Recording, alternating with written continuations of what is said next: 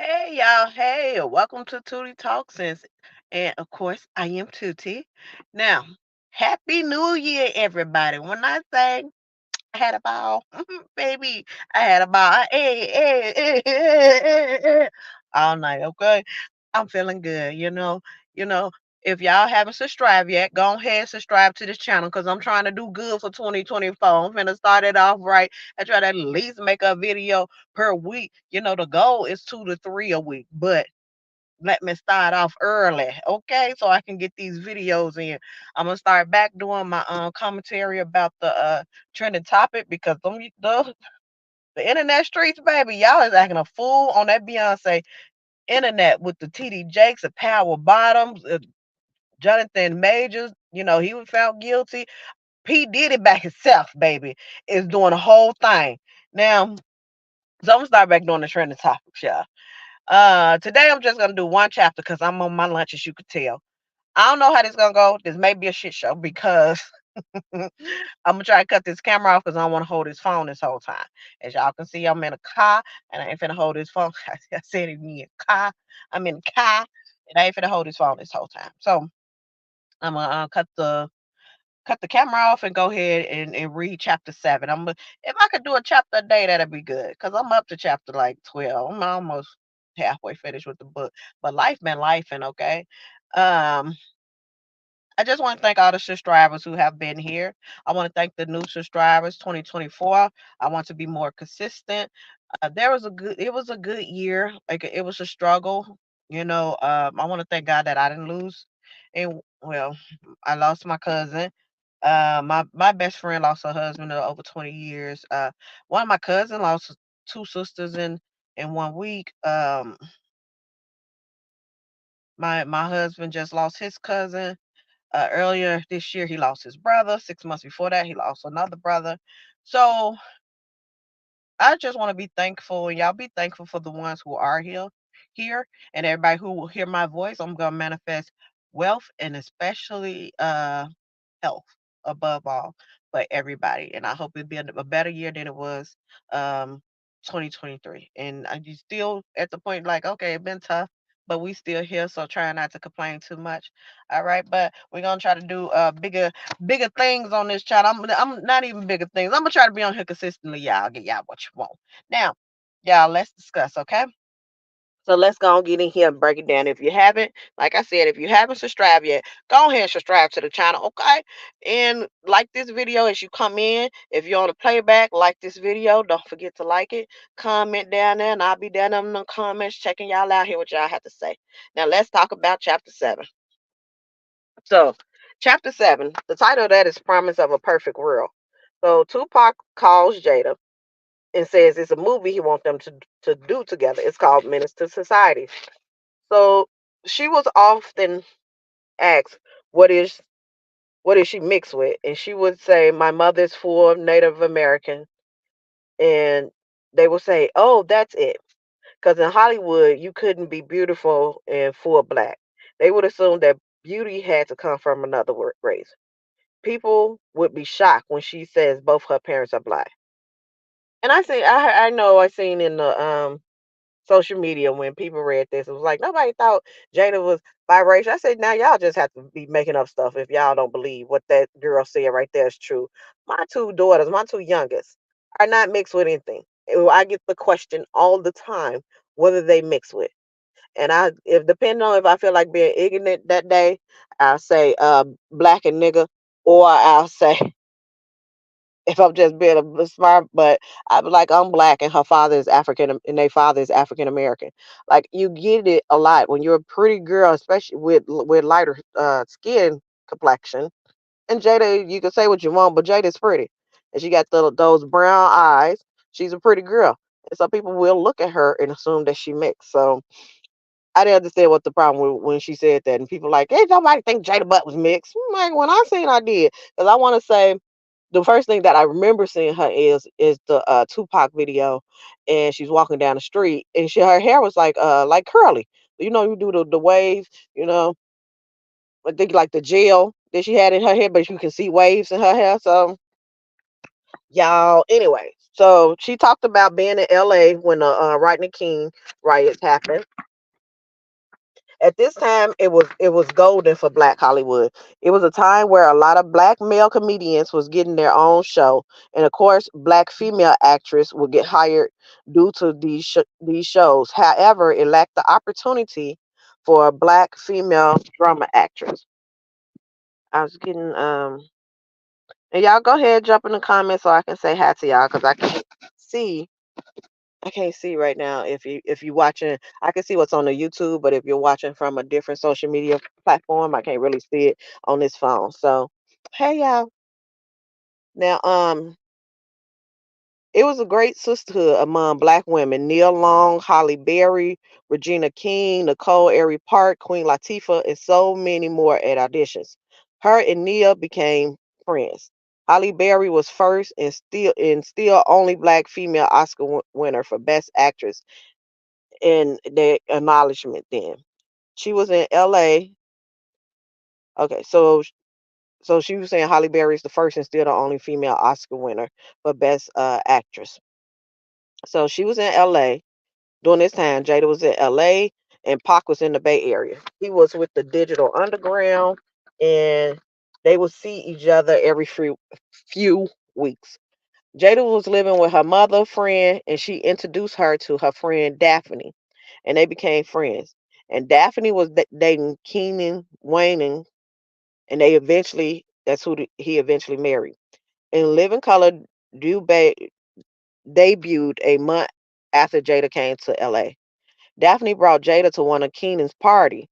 They became friends, and Keenan became her mentor. She tells a story about Keenan saving her from doing something illegal. She met Eddie Murphy at one of King's parties. She tells a story about him and what she learned from him at a party and how they became friends. She wanted Kenan to make her a fly girl because she said, because because she even back then in high school she was talking about how she used to dance. In her in the Tupac video with the parents just don't understand, she was dancing. So she wanted Keenan to make her a flat girl, but he told her no because she came here to be an actress, and he told her not to get stuck doing extra work, told her she could use his name.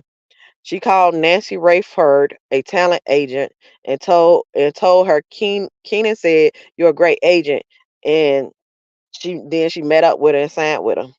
She got a job in the pilot Mo's world, and that's how her name spread and how she met Dwayne Martin and how they became friends. She got called by John Singleton to be in the movies Boys in the Hood. They met and had a reading, and John told her to lose her East Coast accent because she'll never make it with the accent. She auditioned for Fresh Prince of Bel Air on the second season, and they asked, "How tall are you again?" That's where she met Will for the first time. They spoke to each other, and that was it. They met again in a store, and they tell this story. I want to say on Red Table Talk. I heard it a couple times, but how she was in the store with her mom, and her mom and Will came in. And he's like, "Isn't that the Fresh Prince?" And her mom was like, "Oh, you need to date someone nice like him." So in spring of 1991, she auditioned for a role as a 12-year-old on the TV show Blossom.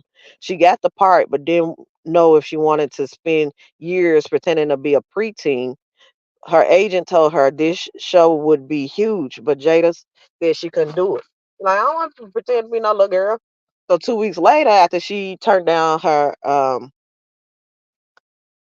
Blossom role that she got. 2 weeks later, she auditioned for a guest appearance on A Different World with Debbie Allen, who she admired since she was a girl. Since she was a girl, she was absolutely in love with Debbie Allen.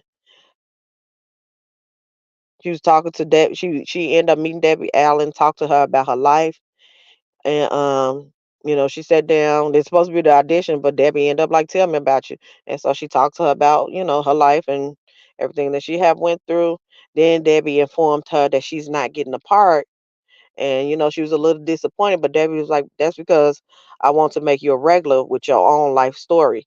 And she played Lena James in Different World. The role was never supposed to exist. Debbie made the role just for Jada, and she ended up playing that part for 2 seasons. Now, this right here, this is the end of that chapter. And I'm going to read to you guys in Jada exact words. She said, when keeping it real costs you. Fat Joe, Red Table Talk 2022. Whenever we look at the places where we once were and recall how we made the leap to the places where we travel next, when given the chance to observe all the times in our life where certain codes, like keeping it real, for example, cost us of or could have cost us. Looking back on the jump she made from More Street to the fast lane of Hollywood, she was able to reflect with gratitude on the ways she was willing to change in order to take her life on a different trajectory. The hard part is unlearning all the old codes and following through with new ones. The unwillingness to change our code is the very thing that can keep us stuck, keeping us from the insight and the tools needed to enter a territory and keeping us from the insight and the tools needed to enter a territory of life. As challenging as it can be to change our code, it can be just as challenging to those who have been on our side to understand why that must happen. The big blow comes from a lot of realizing that not everyone needs to go to the next part of our journey, and that can hurt badly. When straddling two worlds, we may question our loyalty and see ourselves as frauds for not being able to uphold the very code that helped us survive.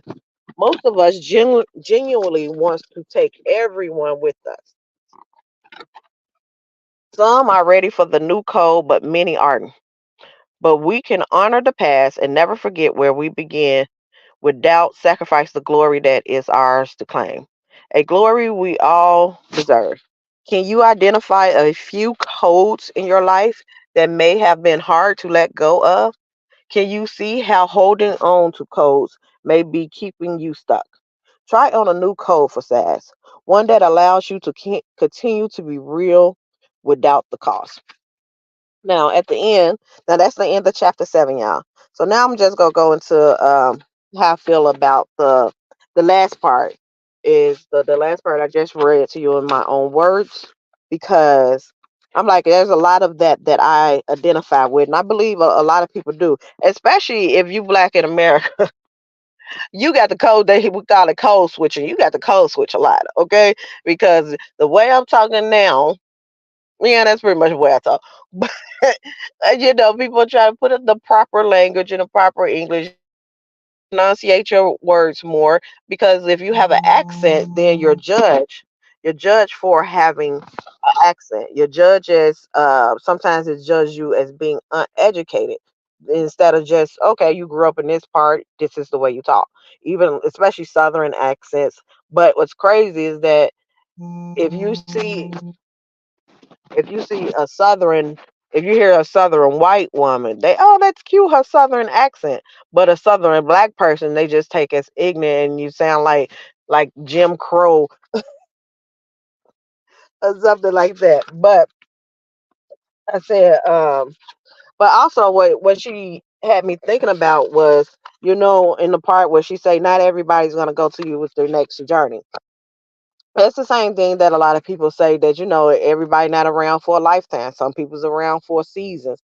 The seasons, you have to realize the reason that the person is around. Some people are around just for seasons, some people are around for a lifetime. Um, that's all, you hear it said different ways. That person was only meant for a chapter in your life, wasn't meant for your whole life. Um, and if you're a good hearted person, like I try to be, to me, the most relationships that have hurt is the when you realizing you can't take a friend along. Because my friendships I hold dear to me. And they have actually outlasted most of my relationships, because besides my husband, baby, I was in there 5 years. It was like doing time. I did 10, 5 years, I got released. I was out the relationship. But with with my friends, I got the same friends that I had since one of my friends was since 7th grade, the other one since 8th grade, and one of them I met maybe about 16 years ago. That was like the newest friend I done made. But I had to let go of a friend that I had for over 20 years. I had to let go of a friend that I had for like 10 years. And I believe to me, those hurt more than letting go of a relationship, probably because you know them more. And with women, you talk to that person more and things of that nature. But sometimes you have to realize that if you're going to the next chapter in your life and that person is not willing either to evolve with you or try to take you back to where you trying to move from. There's just certain people, sometimes you just grow apart. There's just certain people who just can't come to that other chapter. And what she's saying is that hurts. It really hurts you when you realize you can't take people that you've known forever with you, whether it's family, friends, whatever relationship it is, that you can't take them to that next chapter in your life. And so she was also saying that we got to be willing to change, because they said the only thing that is 100 that you can count on is change. Change is forever. There's gonna forever be change in the world. And the last thing was to take a look at your life and see what codes work for you and what codes don't. And I believe that's very good advice, y'all. So that's the discussion for today. That was chapter 7. Let me know in the comments what y'all think about it. Now, don't forget to like this video while y'all listening. Subscribe to the channel. I will be reading the rest of the book, well, doing commentary on the rest of the book, similar to what I just did today. And I will be bringing back my trending topics and do a review on Betty East. Now, I also comment what y'all want the next topic to be, because I'll be taking some of y'all topics and making that a discussion here on the channel. Hopefully, in the near future, I will also be dropping a link so y'all could jump in when I'm not doing this on no lunch break, of course. I'll be dropping a link so y'all could jump in. We could chat it up. And y'all enjoy the rest of y'all day. Thank you for watching. I'll see y'all next time. Well, I will talk to y'all next time. Bye.